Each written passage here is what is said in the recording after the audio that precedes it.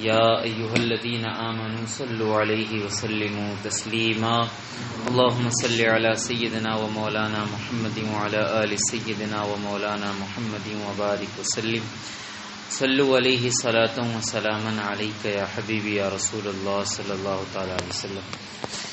ہر مسلمان خواہ وہ کتنا ہی گناہگار کیوں نہ ہو، اس کی نماز جنازہ پڑھی جائے گی۔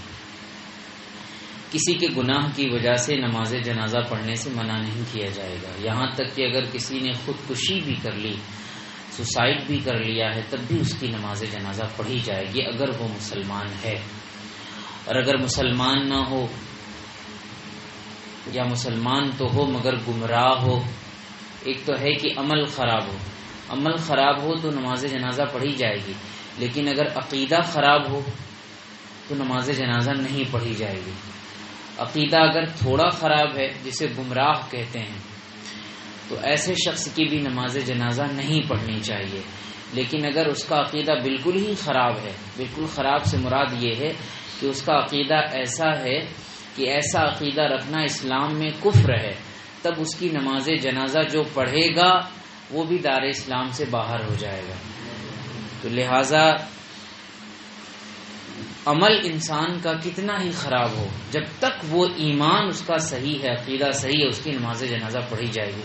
ہاں، کچھ خاص ایکسیپٹڈ لوگ ہیں، ان کی نماز جنازہ نہیں پڑھی جائے گی، اور ان کا عمل جو ہے چونکہ صرف ان تک نہیں ہے، ان کے عمل کا نقصان دوسروں تک ہے، اس لیے ان کی نماز جنازہ نہیں پڑھی جائے گی۔ جیسے آج تو اسلامی حکومت کا وجود ایسے نظر نہیں آتا، جب اسلامی حکومتیں ہوا کرتی تھیں، جیسے حضرت ابوبکر کی زمانے خلافت ہے، حضرت عمر، حضرت عثمان، حضرت علی رضی اللہ تعالیٰ عنہ مجمعین، اور اس کے بعد بھی مسلمان بادشاہ ہوئے، تو جو ان کے خلاف بغاوت کرتا تھا، یعنی جو مسلمانوں کو منتشر کرتا تھا، ان میں ڈویژن پیدا کرتا تھا، اس کی نماز جنازہ نہیں پڑھی جاتی تھی۔ یہ شریعت کا حکم ہے۔ ایسا ہی کوئی شخص جو چوری کرنے کے لیے آیا، ڈاکہ ڈالنے کے لیے آیا، رات میں ڈکیتی کرنے کے لیے آیا، تو اور اسی حالت میں مارا گیا، اسی وقت مارا گیا، تو اس کی بھی نماز جنازہ نہیں پڑھی جائے گی۔ ایسے ہی اگر کچھ لوگ آپس میں بلا وجہ شرعی کسی دنیاوی معاملے کی وجہ سے ایک دوسرے کو مار رہے ہیں، اور اسے مارتے مارتے کوئی مر گیا، کسی کا قتل ہو گیا، کوئی وجہ شرعی نہیں تھی، کسی دنیاوی لڑائی کی وجہ سے، اور ان میں کوئی مر گیا، تو اس کی بھی نماز جنازہ نہیں پڑھی جائے گی۔ یہاں تک کہ اگر کوئی کھڑا ہو کے ان کا تماشا دیکھ رہا تھا اور اتفاق سے اس کو گولی لگ گئی یا کچھ بھی ایسا ہوا کہ وہ مر گیا، تو اس تماشا دیکھنے والے کی بھی نماز جنازہ نہیں پڑھی جائے گی۔ ایسے ہی کوئی شخص ایسا ہو جو قاتل ہو، مشہور ہو کہ وہ لوگوں کو قتل کرتا ہے اور لوگوں کا گلا گھونٹ کے ان کو مار دیتا ہے، تو جس کے بارے میں ایسا مشہور ہو جائے بالکل کہ ہاں وہ ایک نمبر کا مرڈر ہے اور قتل کرتا ہے، اس کی بھی نماز جنازہ نہیں پڑھ جائے گی۔ دیکھیے یہ بھی عمل ہے، مگر یہ عمل ایسا ہے کہ اس کا گناہ، اس کا نقصان جو ہے دوسروں کو بھی ہو رہا ہے۔ ایک تو یہ کہ انسان خود کوئی برا کام کر رہا ہے، مثال کے طور پہ کوئی نماز کا پابند نہیں ہے تو بہت بڑا گناہ ہے، کوئی جھوٹ بولتا ہے بہت بڑا گناہ ہے، کوئی معاذ اللہ زنا کرتا ہے بہت بڑا گناہ ہے۔ لیکن یہ عمل زیادہ تر ایسے ہیں جن کا تعلق اس کی اپنی ذات سے ہے، لیکن چوری کرنا، ڈاکہ ڈالنا یا بلا وجہ کسی اور کو مارنا، اس کا تعلق دوسرے لوگوں سے بھی ہے۔ لہٰذا اگر اس حالت میں کوئی مارا گیا تو اس کی نماز جنازہ نہیں پڑھی جاتی ہے۔ ایسے ہی اگر ایک گروپ ہو کوئی جو باقاعدہ رات میں نکلتا ہو اور لوگوں کے پیسے وغیرہ لوٹتا ہو، اور اب جس کا لوٹ رہا تھا، جس سے چھین رہا تھا زبردستی، اس کو دھمکا رہا تھا گن پوائنٹ پہ، اتفاق سے اس نے اس کو مار دیا، تو ایسی حالت میں اگر کوئی مرے گا تو اس کی بھی نماز جنازہ نہیں پڑھی جائے گی۔ یوں ہی اگر کوئی شخص معاذ اللہ، 100 بار معاذ اللہ ایسا ہو کہ اپنے ماں باپ یا دونوں میں سے کسی ایک کو قتل کر دے، تو اس کی بھی نماز جنازہ نہیں پڑھی جائے گی۔ تو یہ چند حضرات ایسے ہیں جن کی نماز جنازہ نہیں پڑھی جائے گی، اور یہ زیادہ تر ایسے ہیں کہ چوری کرتے ہوں، کھلے عام ڈاکہ ڈالتے ہوں اور اسی حالت میں مارے گئے، یا کھلے عام ایک دوسرے سے لڑ رہے تھے اور بات مارا ماری تک پہنچ گئی اور قتل کر دیا، تو ان میں سے کسی کی بھی نماز جنازہ نہیں پڑھی جائے گی۔ یہ مسئلہ شرعی ہے۔ پتہ کیا چلا کہ شریعت میں کچھ لوگ ایسے ہیں جن کی نماز جنازہ نہیں پڑھی جاتی ہے، سمجھ رہے ہیں آپ؟ عمل میں بھی کچھ ایسے ہیں جن کی نماز جنازہ نہیں پڑھی جاتی، تو جس کا عقیدہ ہی خراب ہو اس کی نماز جنازہ کیسے پڑھی جائے گی؟ میرے آقا سرور کائنات صلی اللہ علیہ وسلم نے تو اس کی نماز جنازہ پڑھنے سے منع فرما دیا جس نے بہت زیادہ قرض لیا ہوا تھا اور ادا کرنے کا کوئی راستہ چھوڑ کر نہیں گیا تھا، فرمایا تم لوگ پڑھو، میں اس کی نماز جنازہ نہیں پڑھوں گا۔ تو کچھ گناہ ایسے ہیں جن کی بنیاد پر نماز جنازہ نہیں پڑھی جاتی ہے، یا امام منع کر دیتا ہے میں نہیں پڑھوں گا، تم لوگ جا کر پڑھ لو۔ یہ عبرت دینے کے لیے ہوتا ہے تاکہ لوگ اس بات کو چھوٹا نہ سمجھیں، اس گناہ کو ہلکا پھلکا نہ جانیں۔ اب معاذ اللہ، صد بار معاذ اللہ، اگر کوئی شخص ایسا ہے جو سنیوں کی مسجد میں بھی نماز پڑھنے آتا ہے، دوسروں کے یہاں بھی نماز پڑھنے جاتا ہے، وہ کہتا ہے میں سب طرف ہوں، تو امام سیدھا منع کر دے گا کہ اس کی نماز جنازہ پڑھنا جائز نہیں ہے، کیونکہ ایسے گناہ کو اگر ہلکا سمجھا گیا تو پھر کوئی بھی جائے گا وہاں بھی نماز پڑھنے، یہاں بھی نماز پڑھنے آئے گا۔ آپ سمجھ رہے ہیں؟ تو جو امام ہوتا ہے وہ سمجھتا ہے کہ دین کی مصلحت کیا ہے، دین کی ضرورت کیا ہے، اور اس کے اعتبار سے وہ حکم دیتا ہے۔ شریعت بھی یہی کہتی ہے کہ جو اس طرح کے گمراہ، ان کو گمراہ کہا جاتا ہے، یہ کافر نہیں ہوتے مگر گمراہ ہوتے ہیں، یہ مس گائیڈڈ ہوتے ہیں، تو ان کے بارے میں بھی اللہ کے رسول صلی اللہ علیہ وسلم نے فرمایا کہ ان سے دور رہو اور ان کو اپنے آپ سے دور رکھو۔ یہ دو چیزیں فرمائی ہیں، کافی چیزیں فرمائی ہیں، میں صرف ایک جملے کی اگر بات کروں، فرمایا ایاکم و ایاہم۔ اتنا عربی کا شارٹ جملہ ہے، اور میرے آقا صلی اللہ علیہ وسلم کا کمال ہے کہ آپ چھوٹے جملے میں بڑی بات فرمایا کرتے تھے۔ فرمایا ایاکم و ایاہم، ایک تو تم ان سے بچ کے رہو اور ان کو اپنے آپ سے بھی دور رکھو۔ یہ کیسے ہوتا ہے؟ ان سے بچ کے رہنے کا مطلب یہ کہ ان کے پاس خود نہیں جاؤ، ان سے سلام دعا نہیں کرو، ان کے ساتھ بیٹھ کے کھانا نہیں کھاؤ، یہ ان سے بچ کے رہنے کا مطلب ہے۔ ان سے رشتہ داری نہیں کرو، ان کے یہاں شادی بیاہ نہیں کرو، یہ ہے کہ ان سے آپ بچ کے رہو۔ ان کو اپنے آپ سے دور رکھو، اس کا مطلب کیا؟ یہ آپ کے گھر پہ بھی آ جائیں تو یہ نہیں سوچے کہ بھائی اب تو گھر پہ آ گیا، یا پہلے سے ہی میرا رشتہ دار ہے، یا دوستوں کے سرکل میں کوئی ایسا شخص ہے، یہ بہانہ نہیں ہے۔ ایک تو ان سے بچ کے رہنا ہے، ان کو اپنے آپ سے بھی دور رکھنا ہے، سیدھا کہہ دینا بھائی تیرا میرا کوئی لینا دینا نہیں، تو اپنے راستے پہ جا، میں اپنے راستے پر ہوں، یا تیرا عقیدہ درست نہیں ہے، میں تیرے ساتھ اٹھ بیٹھ نہیں سکتا، کھانا پینا نہیں کھا سکتا، اور کوئی رشتہ اور کوئی تعلق بھی نہیں رکھ سکتا۔ اور بھی حدیث پاک اس میں صاف صاف ہے کہ ان کے ساتھ نہ بیٹھ کے کھاؤ، نہ ان کے ساتھ بیٹھ کے پیو، نہ ان کے ساتھ نکاح کرو، اور نہ ان کے ساتھ اور دوسرے معاملات کا ذکر ہے۔ یہ چند باتیں میں نے ذکر کر دی۔ تو ہر مسلمان جو اپنے اعتبار سے صرف ذاتی طور پر گناہگار ہو، وہ کتنا ہی بڑا گناہگار کیوں نہ ہو، بہت بڑا شرابی ہو، بہت بڑا جواڑی ہو، جوا کھیلنے والا ہو، گیمبلنگ کرنے والا ہو، تو ان سب کی نماز جنازہ پڑھی جائے گی۔ ان سب کی نماز جنازہ پڑھنا فرض کفایہ ہے، یعنی چند لوگ پڑھیں گے ادا ہو جائے گی، ایک بھی پڑھ لے گا تو ادا ہو جائے گی، سب کا پڑھنا ضروری نہیں ہے۔ اب ایسے گناہگار لوگوں کے لیے بھی اگر امام یہ کہہ دے کہ تم لوگ پڑھ لو میں نہیں پڑھوں گا، تو اس میں بھی کوئی حرج نہیں، کیونکہ کچھ لوگ پڑھ لیں گے نماز جنازہ ادا ہو جائے گی، اور امام اس وجہ سے ہو سکتا ہے منع کر رہا ہو تاکہ لوگ اس گناہ کی برائی کو برائی سمجھیں کہ ہاں بھائی اس طرح جو گناہ کرتا ہے اس کی امام صاحب نماز جنازہ بھی نہیں پڑھاتے۔ یہ مصلحت شرعیہ ہوتی ہیں جو عالم ہی جانتا ہے۔ تو نماز جنازہ پڑھنے میں کیا کیا چیزیں ضروری ہیں؟ ایک تو جو نماز جنازہ پڑھ رہا ہے اس کے لیے ضروری چیزیں ساری وہی ہیں جو عام نمازوں کے لیے ضروری ہوتی ہیں، یعنی پاک ہونا اور قبلہ شریف کی طرف منہ کر کے کھڑا ہونا اور نیت کا درست ہونا وغیرہ وغیرہ، جو ساری شرائط ہیں، طہارت، استقبال قبلہ، ستر عورت، یہ ساری چیزیں جیسے عام نمازوں کے لیے ضروری ہیں ویسے ہی نماز جنازہ کے لیے بھی ضروری ہیں۔ کچھ چیزیں وہ ہیں کہ میت کے لیے ضروری ہیں کہ جب میت وہ ان صفات اس کے اندر، میت کے اندر وہ ساری چیزیں پائی جائیں گی تبھی اس کی نماز جنازہ پڑھی جائے گی۔ جیسے ایک تو پہلی بات ہی کہ مسلمان ہو تبھی اس کی نماز جنازہ پڑھی جائے گی۔ دوسری بات کیا ہے کہ اس کا بدن اور اس کا جو کفن ہے وہ پاک ہو، ٹھیک ہے۔ اب بدن پاک ہونے کا مطلب یہ کہ اسے غسل دے دیا گیا ہو، اگر اسے غسل نہیں دے سکتے تو تیمم کرا دیا گیا ہو۔ غسل کب دینا ضروری ہے، کب تیمم کرا سکتے ہیں، یہ ہم نے شاید بیان کر دیا آلریڈی آپ کو۔ اچھا، تو میت کا بدن پاک ہو اور کفن، اچھا کفن پاک ہونے کا مطلب یہ ہے کہ جب اسے غسل دے دیا گیا اور غسل دینے کے بعد کفن پہنا دیا تو کفن پاک تھا تو اب وہ پاک ہے. اگر اس کے بعد بھی میت کے بدن سے کوئی نجاست نکلی یا بدن میں کہیں کٹ لگ گیا تھا، خون نکلا، اور اب کفن ناپاک ہو گیا، یعنی اس میں گندگی آ گئی کسی بھی طریقے کی، تو اس کو چینج نہیں کیا جائے گا، وہ پاک ہی سمجھا جائے گا. سمجھ رہے ہیں؟ پہنانے سے پہلے کفن پاک تھا، جب پہنا دیا تب بھی کوئی ناپاکی نہیں تھی، اب نجاست نکلی میت کے بدن سے، اب کپڑا ناپاک ہوا تو اس کو چینج نہیں کیا جائے گا، دھلنے کی بھی ضرورت نہیں ہے، اس کو اسی حال میں دفن کر دیا جائے گا. یہ شرعی مسئلہ ہے. اگر اس کو دھلنا چاہیں تو دھل لیں، لیکن اس میں بہت بڑا حرج ہے کہ میت کو رکھتے ہوئے کیسے دھلیں گے، بہت مشقت ہے، یا پورا کفن ہی گیلا ہو جائے گا. کفن گیلا ہونے میں حرج نہیں ہے، لیکن پھر اٹھانے رکھنے میں سارے مسائل ہیں. تو بہرحال دھلنا ضروری نہیں ہے، جب پاکی کی حالت میں اسے پہنا دیا تو بس اتنا ہی کافی ہے. ایک چیز اور ضروری ہے نماز جنازہ پڑھنے کے لیے کہ میت آپ کے سامنے موجود ہو. اگر میت سامنے موجود نہیں ہے تو اس کی نماز جنازہ نہیں پڑھی جائے گی. جیسے آج کل ایک عجیب بات یہ نکلتی ہے کہ کسی کا انتقال سعودی عرب میں ہو گیا، اب کہنے چلو یہیں کھڑے ہو کر غائبانہ نماز پڑھ لیتے ہیں، تو یہ جائز نہیں ہے. میرے آقا سرور کائنات صلی اللہ تعالی علیہ وسلم نے جو شاہ حبشہ تھا، نجاشی بادشاہ تھا، اس کی نماز جنازہ پڑھی ہے. اس کا انتقال حبشہ میں ہوا، یعنی ایتھوپیا میں یا ابسینہ میں ہوا. تو یہاں پہ اس کی لاش تھی، اس کی باڈی تھی، اور میرے آقا صلی اللہ علیہ وسلم نے مدینہ شریف میں اس کی نماز جنازہ پڑھی.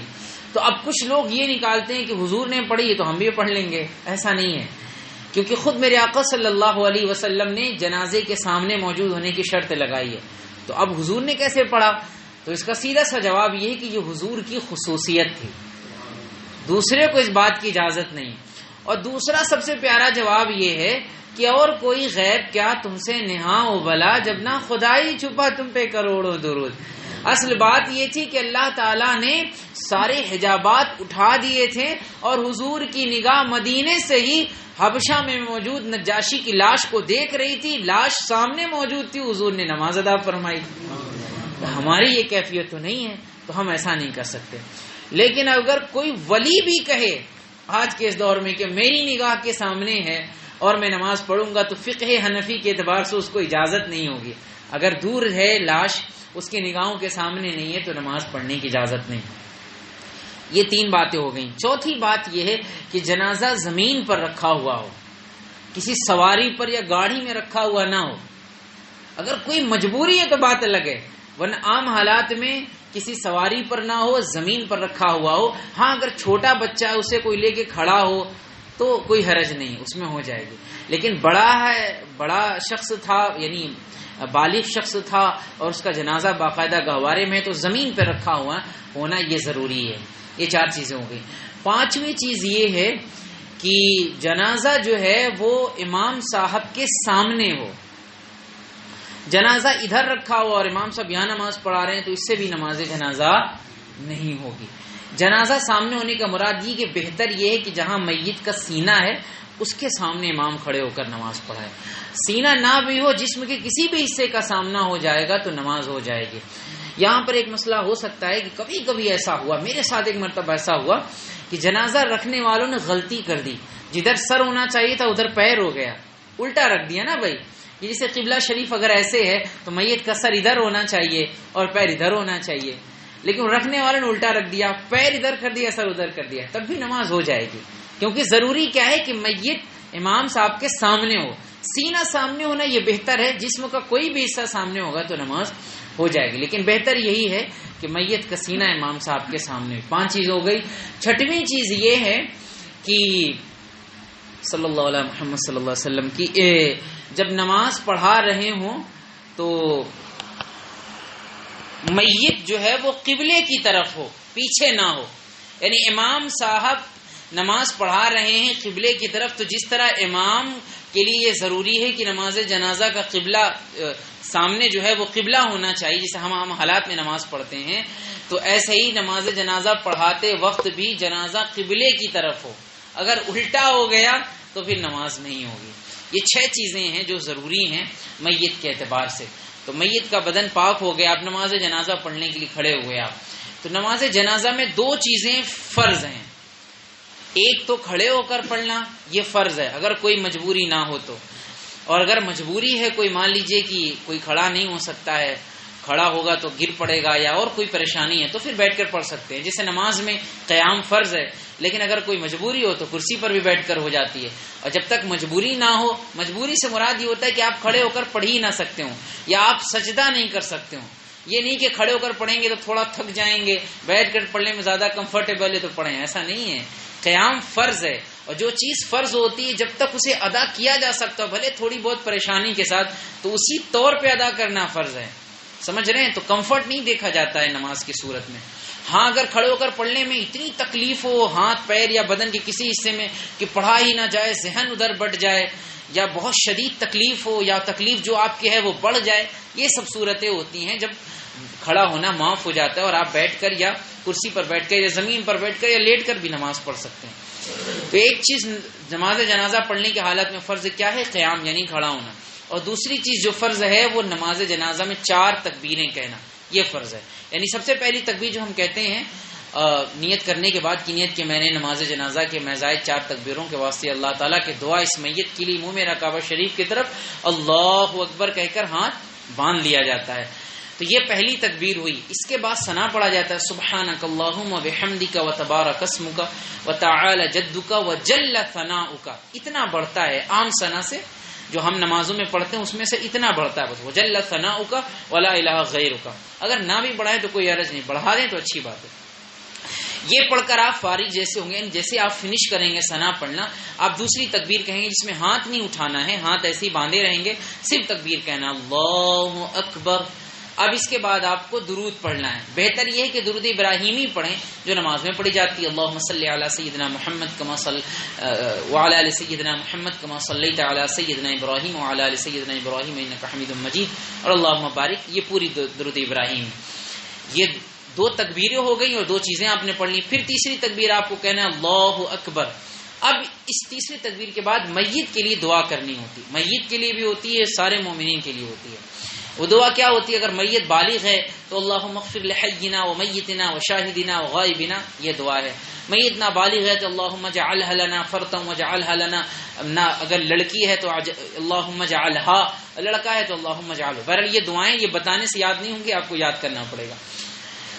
یہ 3 چیزیں آپ نے پڑھ لی، 3 تکبیر بھی کہہ لی. اب آپ کو چوتھی تکبیر کہنی ہے. چوتھی تکبیر اللہ اکبر جیسے ہی کہیں گے دونوں ہاتھ چھوڑ دیں گے.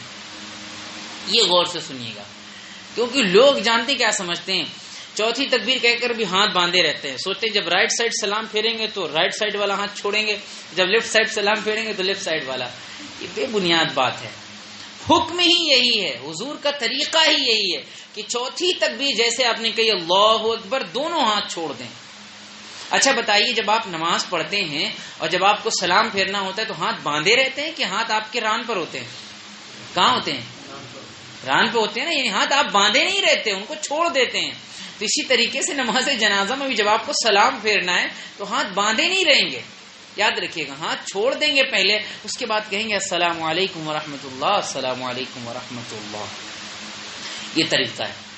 تو اس طرح یہ 4 تکبیریں نماز میں فرض ہے. نماز میں 3 چیزیں سنت مؤکدہ ہیں، انہیں مس نہیں کیا جا سکتا. پہلی چیز ایک تو ثنا پڑھنا سنت مؤکدہ ہے پہلی تکبیر کے بعد. دوسری چیز سنت مؤکدہ ہے دوسری تکبیر کے بعد درود شریف پڑھنا. اور تیسری چیز جو سنت مؤکدہ ہے وہ ہے میت کے لیے دعا کرنا. تو سنت مؤکدہ بھی ضروری ہوتی ہے، یہ مت سوچیے گا بس سنت ہے تو چھوڑ سکتے ہیں. یہ ہو گیا. اب نماز جنازہ ہو گئی تو اب حکم یہ ہے کہ اگر میت کے لیے اور کچھ دعا کرنی تو کر سکتے ہیں، بلکہ ثابت بھی ہے، بہتر بھی ہے کہ میت کے لیے دعا کی جائے. لیکن بس اس میں ایک احتیاط رکھنی ہے، وہ احتیاط یہ ہے کہ نماز کی جو پوزیشن تھی نا اس کو ختم کر دیا جائے. یعنی لوگ جو صف بنا کر کھڑے تھے صفیں ختم کر دیں، آگے پیچھے ہو جائیں، امام صاحب بھی اپنی جگہ سے ہٹ جائیں، مقتدیوں کی طرف منہ کر لیں، ایسے کر لیں، یا اس جگہ سے ہٹ کے میتی کی طرف منہ، تب بھی کوئی حرج نہیں ہے. لیکن جو نماز کی پوزیشن تھی نا اس سے باہر آ جائیں، تھوڑا ڈسپرس ہو جائیں.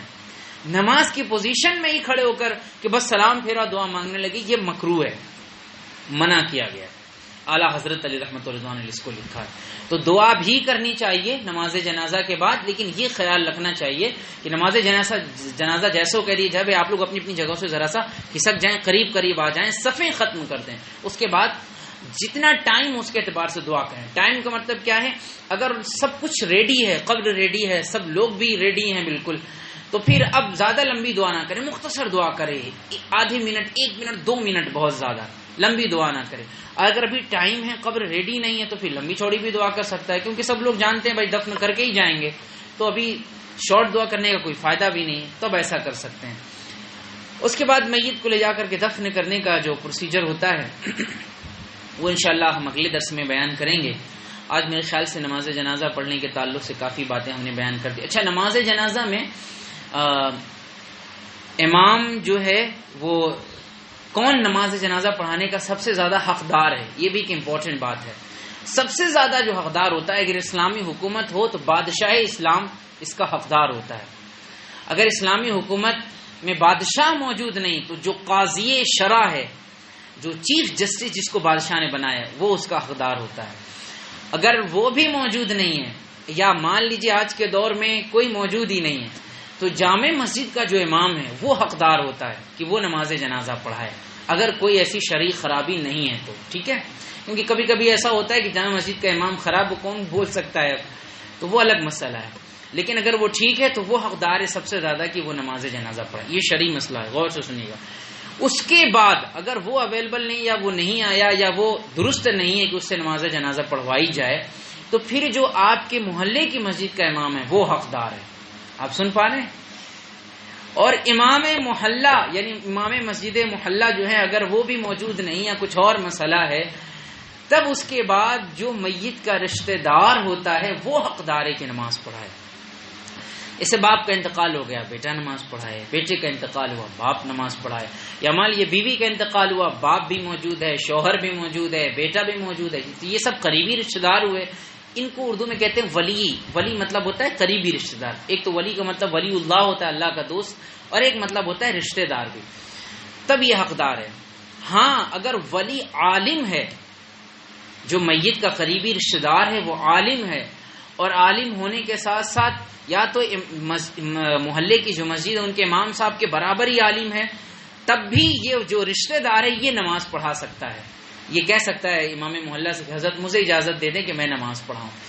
یا اگر یہ مسجد کے محلے کی جو مسجد ہے اس کے امام صاحب سے بڑا ہی عالم ہے، تب اسے مسجد کے امام صاحب سے اجازت لینے کی بھی ضرورت نہیں ہے، تب پھر وہی زیادہ حقدار ہے کہ وہ نماز پڑھائے. بہرحال اب آج کے دور میں اسلامی حکومت بھی نہیں ہے، اس طرح قاضی شرع بھی شاید آپ کو نہ ملے، تو جو آپ کے علاقے کا سب سے بڑا عالم ہے، جس کو آپ فالو کرتے ہیں، جن سے مسئلے پوچھتے ہیں وغیرہ وغیرہ، ان کو سب سے زیادہ حق ہے کہ وہ میت کی نماز جنازہ پڑھائیں. یہ اسی صورت میں ہے جبکہ میت کا رشتہ دار ہی کوئی بڑا عالم نہ ہو. اگر وہ خود بڑا عالم ہے، جیسے ہمارے بزرگان دین کو آپ دیکھیں کہ ان کے بیٹے خود بڑے عالم ہوا کرتے تھے اپنے اپنے دور کے. والا حضرت علی رحمۃ اللہ رضوان کے بیٹے خود بڑے عالم تھے. حضور مفتی اعظم ہند، حضور حجت الاسلام، حضور مفتی اعظم ہند علیہ الرحمہ کے بیٹے بڑے بڑے، ان کے آپ کے جو گھر کے لوگ تھے وہ خود بڑے بڑے علماء تھے. حضور تاج الشریعہ کا انتقال ہوا تو ان کے بیٹے خود عالم تھے. تو جب بیٹا ہی خود عالم ہو اور اچھا عالم ہو تو پھر وہ سب سے زیادہ حقدار ہو جاتا ہے آج کے دور میں، کیونکہ بادشاہ بھی نہیں ہے، قاضی شرع بھی نہیں ہے، تو یہ سب سے زیادہ حقدار ہوتا ہے. تو یہ چند باتیں تھیں جو نماز جنازہ پڑھنے کے تعلق سے ہم نے بیان کی. کوئی بات رہ گئی تو آپ حضرات پوچھ سکتے ہیں. استغفر اللہ ربی من کل ذنب واتوب الیہ. والسلام علیکم ورحمۃ اللہ وبرکاتہ.